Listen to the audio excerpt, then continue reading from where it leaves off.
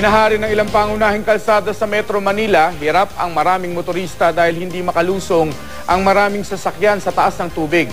May mga residente din na lumikas dahil sa baha. Makibalita tayo kay CJ Turida. Sa Parañaque, tuluyan ng umapaw ang ilang ilog. Nagsabay daw kasi ang high tide at walang humpay na buhos ng ulan.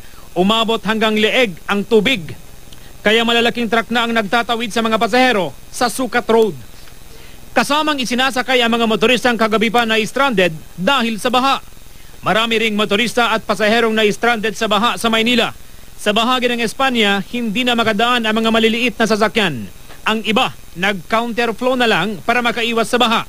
Mas mataas ang tubig sa ilang bahagi ng kalsada kaya ikinasa agad ang pagpump sa naipong tubig.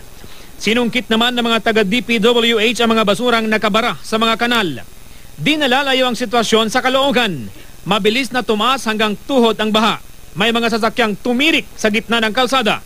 Sa Quezon City, may mga namangka na dahil hindi pa rin makadaan ang mga sasakyan. Umabot hanggang dibdib ang tubig sa E. Rodriguez, Araneta, Talayan at Tatalon. Hanggang bewang naman ang baha sa Maria Clara at Scout Tobias.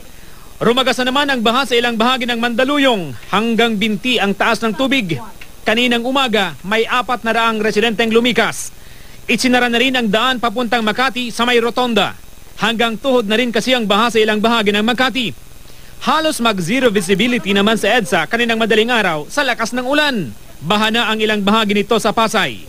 May ilang tumirik na sasakyan, kabilang ang isang delivery truck. Nag-emergency meeting na ang MMDA kanina kasama ang Disaster Preparedness Team, Philippine Coast Guard, Office of Civil Defense at iba pang ahensya ng gobyerno. Inilatag nila ang mga plano sakaling dumami pa ang babahaing lugar sa Metro Manila. Tiniyak naman ni MMDA Chairman Francis Tolentino na gumagana ang mga pumping stations.